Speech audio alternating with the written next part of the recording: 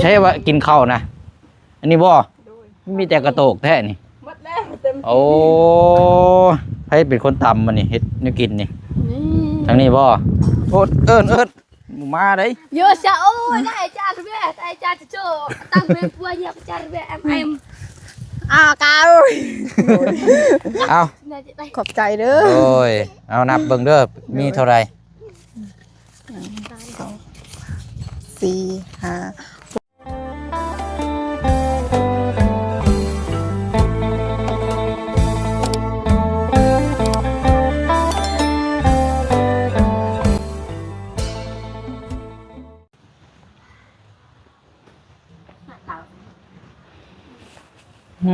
ตักกินข้าวเที่ยงหรือว่าข้าวเช้าอันนี้เนาะข้าวเที่ยงบ่คือข้าวเช้าข้าวเที่ยงคันว่าข้าวเที่ยงนี่อันภาษาอยู่พี่เพิ่นห้องนี่ใดเกาะมีหยังเกาะโอ้ยบ่ได้ยินพี่น้องเอ้ยเอาเดี๋ยวจังไป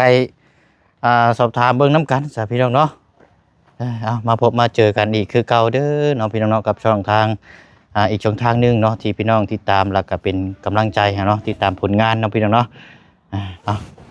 กราบทักทายสบายดีและสวัสดีพ่อแม่พี่น้องเบิดสุขุสุคนเด้อพี่น้องเนาะพบเจอกันอีกคือเก่า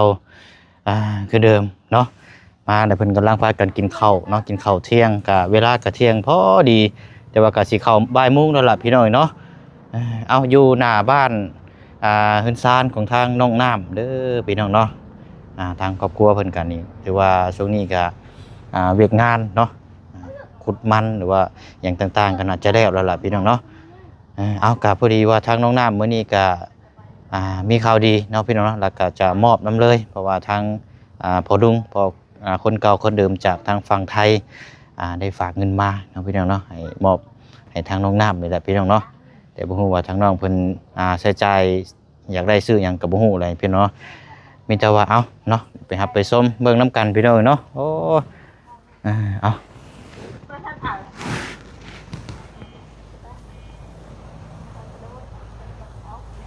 เนาะเบิ่งสภาพหลังคาเล่านี่สงสัยเข้านี่สูงสิเบิดแล้วนี่พี่น้องดูว่ายังอยู่เนาะ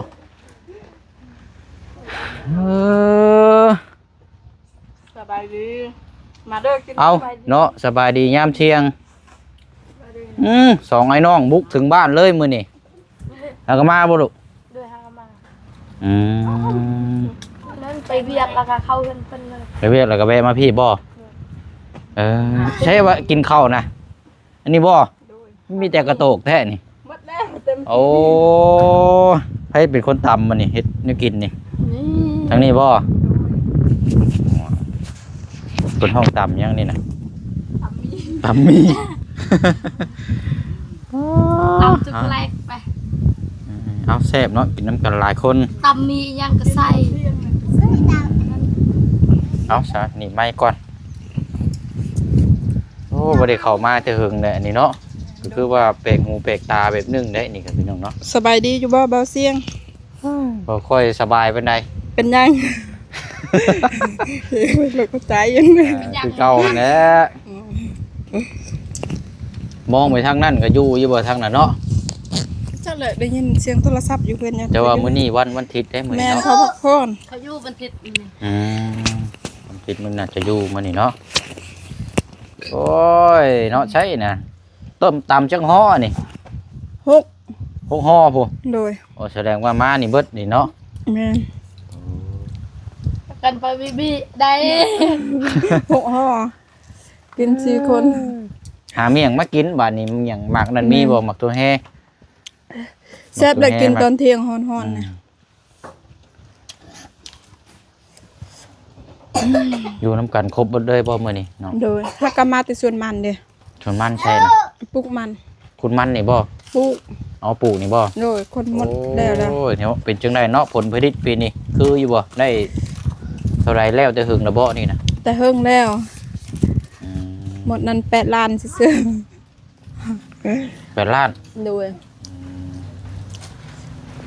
8 ล้านกัดจ้างกับเจ้าพอดเฮ็ดใหม่อีกเนาะลบออกไปเบิดพอดีเลยรับดีเด้ กินได้ มันเป็นยังหลัง เออ รับนายกิน ยังบาดนี่ หาทอง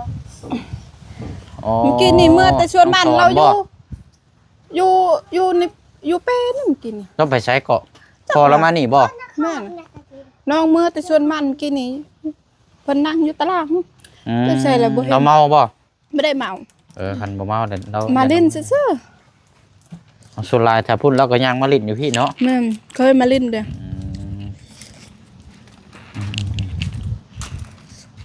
เป็นพี่น้องกันเนาะ โดย เยี่ยมยามทำข่าวเอาหมู่ออกแล้วก็บ่เห็นแท้นี่เนาะ เคยเจอไอ้แล้วจับ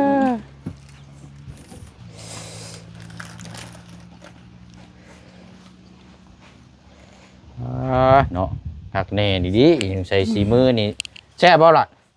เจ้าตำแซ่บอยู่บ่ บ่แซ่บก็กิน ฮะใช่อันน่ะน้องน่าจะไปทางไหนล่ะ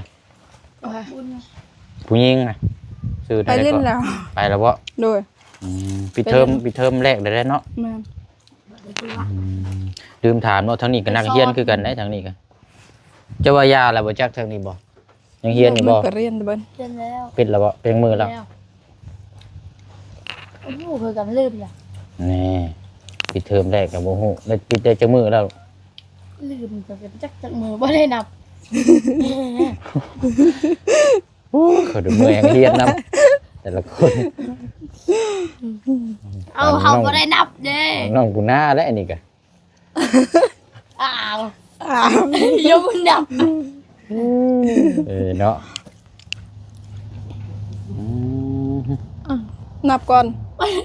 แสดงว่าช่วงนี้ก็ปลูกมันเนาะ โดย แล้วเราบอกยังหลายเติบอยู่บ่ ฮักกระปุกมื้อนี้ ก็เริ่มมื้อนี้บ่ โดย อันอยู่โซนในลายนี่บ่ แม่น เทิงนี่เนาะ โดยอยู่ หนาวเคยนับนักเรียนไว้ให้เด้ เพราะน่าเหยเนาะพูดแท้นี่บ่ อัพ ปลาเผ็ดปลาดาวอยู่ไหนบ่ พริกห่าวเนาะ ปลาดาวไปกินปลาดำไปกิน เอาพอก่อนเนาะ ปลาดาว ไม่หรอกมันเบิดแล้วก็มันนี่ มดก็อยากกิน หมดยายเล่นไป เบิดก็อยากกินเนาะ ใจนะบ่าวเลยขนาดนี้นะ เกรงใจบ่ชักกินเบิดนึงบ่มีเดือแต่กระโตกเดือมาบเลย ปกติจนยายเลยนะ อันบ่ยังก่อกินนี่มาถามอีกก่อนอันเจ้าเอิ้นกินนี่มันข้าวเที่ยงบ่ จาดอยตาไง จะโรยตังไง จะเดาเว้ย จาดอยตาไง ข้าวเที่ยงเนาะ โดย ข้าวเที่ยงน้ำกัน พ่อแม่ได้เขากินมันกัน เอ้ามายังซะมาเพิ่มเอาสิซื้อเนาะ แม่ อันนั้นเป็นได้น่ะมันคือเตยเตะเชะอยู่แท้น่ะหลังคาน่ะ บ่มีข้าวแล้ว แม่นบ่ โดย โอ้ยเนาะคันบ่มีข้าวน้ำมันสิสภาพนี่สิเป็นปลายต่างรถเนาะ โดย โอ้คนเฮานี่ก็คือกันได้นี่เนาะ แม่น คันบ่มีแนวท่าหน้าตานี่ก็เบิ่งบ่ได้เด้อเนาะ คือน้ำกุฏิยานจ้ะ บ่เป็นหยังคันมีโทรศัพท์ถ่ายรูปก็ใส่แอปเอา แม่นแตงเอา แต่งเอาแหละ บ่งามก็ย่า มัน งาม ประหยัดอันน่ะ แม่ ชื่อครีม แม่นประหยัด ชื่อ ซื้อ อัน กิน น่ะ ซื้ เครื่องสำอางเนาะต้องใช้โทรศัพท์มาให้เป็นประโยชน์เนี่ย แม่น แล้วประหยัดในกระเป๋าเอาอีกแต่ว่ามาเบิ่งตัวจริงติดอ่ะบัดนี้ ตกใจเลยบ่ โอ้ยเฮงแล้วเจ้าโอ้ยเบิ่งในกล้องในโทรศัพท์ก็คืองาม แม่นเพิ่นก็เบิ่งตัว มา จริ เบิ่ ง งตัวจริงนี่อันน่ะครีมอิหยังก็ฮอดบ่ได้ทาบ่ แม่นแล้วก็ แตกมุกแตนนะบัดนี้ อันนั้นได้ยิงแต่ ไม่ได้ยิงก่อนเกิดแล้วก็เซ็นมาอึด ใส่จูตั้งกับเปรียกินเยอะตีละอันอะไร สิแซ่บแฮงอันนี้เนาะโอ้ยสาดเลย อันนั้นก็เบาประหยัดมือ เบิ่งก่อนซะหามือกล้องแหน่มา เลย หามือกล้องแหน่จับให้ระบาดแหน่แป๊บนึงจังน้อยคุณบ่สิเมื่อมาแต่ใช้ก่อนหรือมาแต่เวียกใช้จะว่ากินนี่ มาแต่มันลุกมันเอาเครื่อง ก็เลยแวะมาพี่ไปฮอดใส่แน่มาแต่เฮือนน้องน้ำนี่บ่บ่ได้เข้าไปพุ่นอยู่บ่ บ่ มาแต่นี้เนาะเป็นได้เสี่ยวเจ้าอันตั้งแต่ไล่ตู้เย็นพุ่น ว่าแต่เขาเลิก บ่าวก็บ่ได้เข้าไปเลยได้ตั้งแต่มอบตู้เย็นพุ่นละ เป็นหยังคือย่างแบบนั้น มือกระบวมความดุเด้ แม่น ความรู้ บ่ มันทำ บ่แม่น ได้ ขี่รถล้มบ่จัก หมอขี่รถลมมาแต่ไส้แบบนี้ ถึกน้ำไปซ่อน อ๋อ ถึกเสลียทักใบไผ่ถึกอย่างวะเสลียทักหันภาษาลาวจะเกินนี่อย่างใบไผ่เนาะไผ่ เสียนปลายไผ่ แม่ตับ ปลาย มือ ไผ่ วัด แทงมือ นี่อยู่ตีนนี่บวมๆนี่ตัวนี้ ไปหากินซั่นบ่ แม่ไปซ่อนกันคืน ใครอยู่ซะโอ้ยยังพอแล้วเนาะ แม่น ขยันบ่คือหมู่ไปหากลางคืน เด้อโหม่วนได้ไปหากลางคืน คอยไปปกติตลอด ไปหาน้ำเซ มือ บ่หนาวบ่ บ่ ฮ้อนมื้อนี้ก็ฮ้อนคักไปลงน้ำเซ มันหนาวอยู่แต่จะเฮ็ดจังได๋บ่มีอาหารกิน แต่ว่าเว้าเนาะอยู่บ้านน่ะเนาะบ้านเก่งทองบ้านหนองบุตร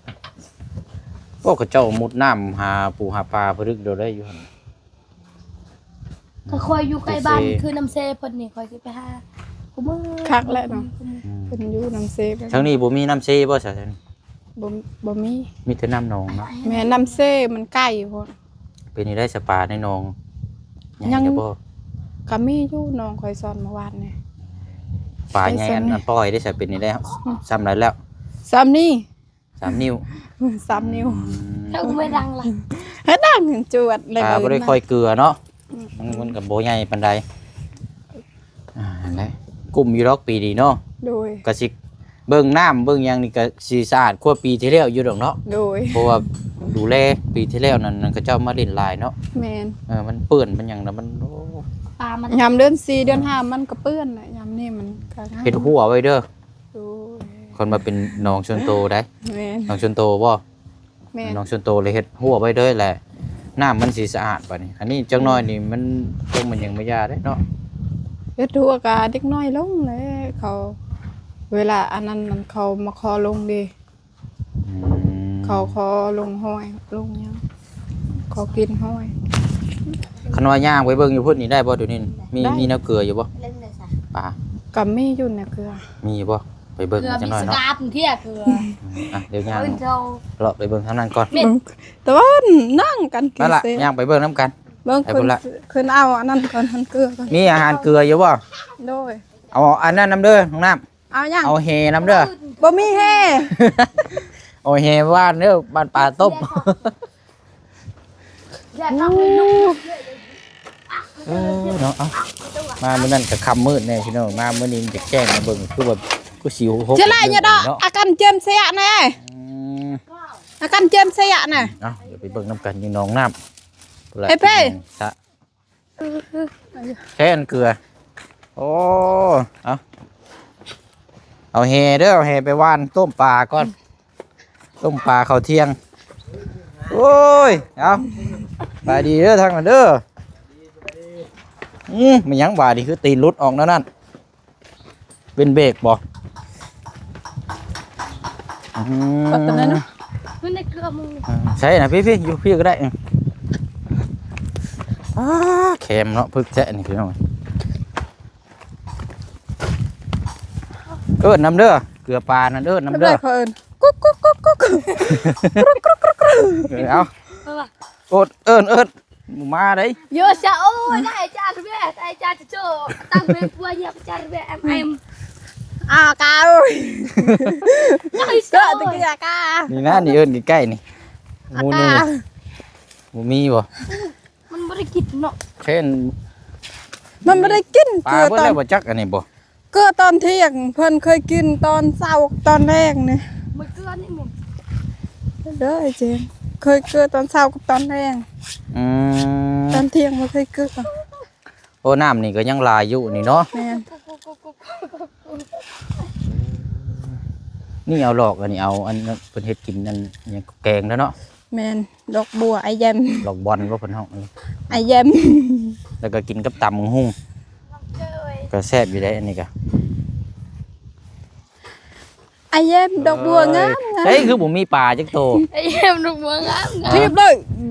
เอาเฮ็ดเอา แม่ อาบน้ำตอนเที่ยงบ่ บัวแล้ว โอ้ยเอา น้อง นี่ อยากได้น้องอยากได้อยากได้บ่อยากได้อยากได้ เห็นหัวเนาะ อยากได้ หัวก็ครับ เองตุย ไปเอาเฮมาวาน บ่มี ว่านแฮเป็นอยู่บ่น้องนับ บ่เป็น บ่เคยหวานแฮ เจ้าได้ค่ะ เป็น เว้ยอย่ามาฉันน้องนับไป ระวังเป็นคนงมเด้อ เร็วแล้ว ค่อยแฮบ่เสียงเป็นคนงม โอเค เฮ็ดยังบ่เป็นเลยนะเดี๋ยวนี้นี่มันหนาว ติมามา เออ บาย เอาโอเคฉันเนาะอันมาพี่ละจับอันนี้ให้ไปเสียงหน่อย อัดอ้อเห็น เอาเบิ่งก่อนโอ้ยคันว่าถึงนี่ก็เหมาะได้นี่นองอันนี้เนาะ แม่น คันว่ามีเงินนี่ก็หลุดเนาะแล้วก็ให้เขาเจ้ามาฟอร์ดใหม่ คัก เฮ็ด เนาะ นี่เฮ็ดโซนนี่ลงมา ใช่กับเพชรอีอาร์ ลงมา คือใช่ อันนั้นนี่รุดไทยลงมานี่ นี่กระดุดหมดนะ โนดินจะฮ้อนพุ่นมันบ่ แม่น เราเฮ็ดหอมหัวเด้อนี่โอ้ยกินเบิดปี ใส่ตะนางเนาะ คักไอ้วิ ใส่ตะนางอ้อมนี่ก็ เกินมีเงิน ให้มันเป็นนองส่วนตัวเฮาเลยนะ คักเนาะ อันนี้ยังบ่ทันได้อ้อมนี่มันก็บ่ติเนาะ แม่น จังน้อยเด็กน้อยเพิ่นมาอาบน้ำอาบหยังนี่ก็น้ำมันขุ่นมันก็ จั บ่ ก งา ปี ม ได้สิมีเงินใส่ตะนาง ปลนี่ก็ตาย โอ้พุ่นปลากินเลย ใส่ตะนาง อยู่ เล ใช้ ย ปลากันเนาะ เฮ็ดเฮือนเลยมองนั้นเนาะยามเบิ่งเห็น แม่นเฮ็ด บ่ เพื่ มี อนอี ค ก นนะ เฮ็ดเฮือนอีกหลังหนึงอยู่พุ่น แม่นคักอืม กว่าไอ้ยังจะตึงทำ เออ ปลูกของกินของขายนั่นคักอยู่ บ่ว่าแล้วน้ำในสินี่สะดวกสบายแล้วนี่ นี่ อะไรเบิดนั่นแหละเนาะถ้าเฮามีทุนถ้าเฮาขยันอยู่เฮ็ดงานว่าสามานั่งอยู่ใส่ก้อนเบิ่งคือบ่มีหม้องนั่งแท้เนาะ นั่งอยู่นี่ อ่ะน้องน้ำจะมานั่งนี่ก็ได้อ่ะเดี๋ยวอ่ะยืนอยู่นี่อ่ะที่มุมนี่ก็ได้นี่ขอนี่อ่ะแจ้งอยู่บ่ได้อยู่ดอกเนาะ เอาเพชรจุดาตั้งหานะเพชร มาก็มาปล่อยนี่บ่เห็นจักโตเลยมีซีดีสมอยอยู่ แม่นบ่เห็นจังโอ้ย บ่แม่นเสียเบิดแล้วบ่ คือกัน เอ้าได้ดอกบัวนี่มาเอาเสื้ออยู่นี่เมื่อปลูกก็ได้อันนี้เนาะ แม่น เอาเสื้อ อันน่ะเขาเจ้าเอาไปขายได้อันนี้นะหลอก เขา อัน ขา นี้ ยบ่ อืม ไทบ้านเฮ้ยเขาบ่ได้ขาย เขาเจ้าเอาไปขายแล้วก็แพงเด้ อืม เอาไปกินกับตำบักหุ่งพวกกับแก้มพวกอันอิหยังก็ ค่ะ พวกตำพวกหยังอ่ะแหละ ดูจานเลยเหรอ อ่า น่าจ้านะบ่ แซ่บเด้นี่ เยอะวิ ยอด ไอ้มันเก็บ ดอกบัว เป็นเยอะ นี่ ให้ตาเดือเลยเถอะเลย นี่บ่ อืม อันงึกสั่งจะเป็นดัก ไม่ยังอะ จะดู เขา ว่า เฮ็ด มัน เขาเฮ็ดส้มก็เป็นบ่ บ่เป็น โอ้ยเนาะเอาจังว่ากันใส่พี่น้องเอ้ยพอดีว่าอันอ่าเนาะนานๆทีมาเยี่ยมยามถามข้าวพี่น้องเนาะก็ทางครอบครัวเพิ่นก็ถือว่าเฮ็ดงานเนาะแต่ว่ามื้อนี้ก็เอาทางน้องน้ำมีทางพ่อลุงโอ้ยบาดนี้เนาะเท่าไหร่เด้นี่พี่น้องให้น้องเพิ่นนับเบิ่งทางพ่อลุงเพิ่นฝากรางวัลมาให้เนาะพ่อลุงคนเก่าเด้อ โดย เพิ่นก็อยู่ฝั่งไทยเพิ่นแหละพี่น้องเพิ่นก็มักซื้อประสงค์ออกนามแต่ทางน้องสิจัดแจงแล้วนี่เนาะเดี๋ยวเฮ็ดเวยกเฮ็ดงานก็ซื้อในอยู่ในกินนี่แหละเนาะ แม่น อาหารการกินทางครอบครัวให้พ่อให้แม่แล้วเนาะ โดย เอา น่าจะได้ ขอบใจเด้อ โอ้ยเอานับเบิ่งเด้อมีเท่าไหร่ 4 5 6 7 8 8แสน 800,000นี่แหละพี่น้องพอทางพ่อลุงเพิ่นฝากมาเมื่อวานนี้มาช่วงค่ำๆอะไรว่าสิเข้ามาช่วงค่ำเห็นบ่ทัน เอามาเป็นมื้อนี้เนาะเอ้ยเอาวันนี้เนาะก็ดีใจน้ำเด้อน้องเด้อ โดย เดี๋ยวมีแต่ว่าฝากของมุกขอบใจทั้งพ่อลุงเนาะ โดย พ่อลุงคนเก่าคนเดิมแต่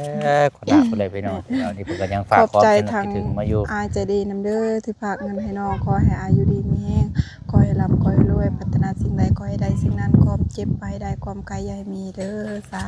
ธุ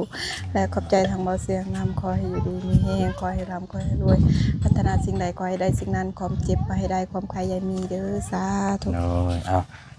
เอาคือว่าอ้ายกันอายุเท่าไรก็ลมน้ำกันอยู่บ่ บ่ อายุประมาณเท่าไร น้องบ่ฮู้กัน บ้าสิบ่ได้ลมกับคุยกับเพิ่นบ่ เพิ่นเซ็ตบอกอยู่น้องเมื่อวานอาสิฝากให้เงิน แต่ เด้อ บ่ได้ ให้ บ่ได้ถามอายุเพิ่นบ่ โดยอาสิฝากให้เงินให้ซื้อของกิน ซื้อของอยู่ของกินเนาะ โดย เอาซะหั่นแหละพี่น้องเนาะเป็นน้ำจิตน้ำใจจากรางวัลเนาะไว้พอได้เฮ็ดเวียกเฮ็ดงานเนาะเมื่อย โดย หันมาทางหลังนี่ก็เดียวช่วงบ่าย2บ่าย3เดี๋ยวสิเข้ามาหาอีกเทื่อนึงอยู่พี่น้องทางน้องแม่น้องทายเพราะมื้อนี้ก็เป็นมื้อวันหยุดพอจบเจ้านี่บ่เชิงสิเข้าไปเฮือนทางอาเจืองก่อนไปเบิ่งทางสร้างก่อนนะ เพิ่นเฮ็ดหยัง เฮ็ดห้องน้ำ อืม ห้องน้ำต่อเอามีแต่ว่าลาก็ได้ซะเนาะ โดย แล้วก็ย่างพวกมึงพูดเลยแล้วบัดนี้เด้อ โดย ไปลาพี่ลาน้องก่อนเฮาบัดนี้เนาะพี่น้องเนาะ สบาย ทางน้อง ดีเด้อ ลากันก็ได้เนาะเดี๋ยวเชิญกันก็ได้โอ้ยเนาะขอบใจละลายมือกล้อง ใจกัน ไปสาเฮาเมื่อเนาะมารอบหน้าเนี่ยเอาแฮมาเด้อเอาแฮมาวานเด้อต้มปลา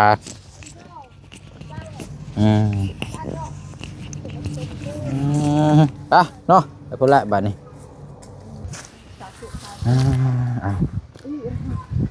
เป็นนี่ได้ทางนี่ สวัสดี โอ้มื้อนี้บ่ได้ไปใช่บ่ บ่ได้ไปใส่มื้อนี้วันอาทิตย์ โอเคเอาเดี๋ยวช่วงประมาณเบิ่ง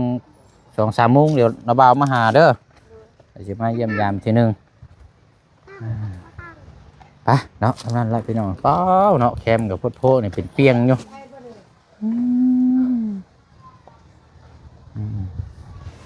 ไปเด้อพ่อกันไหมเฮา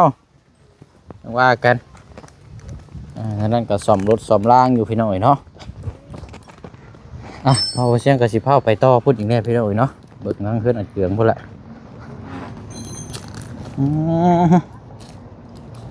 นี่เนาะอันนี้เนาะ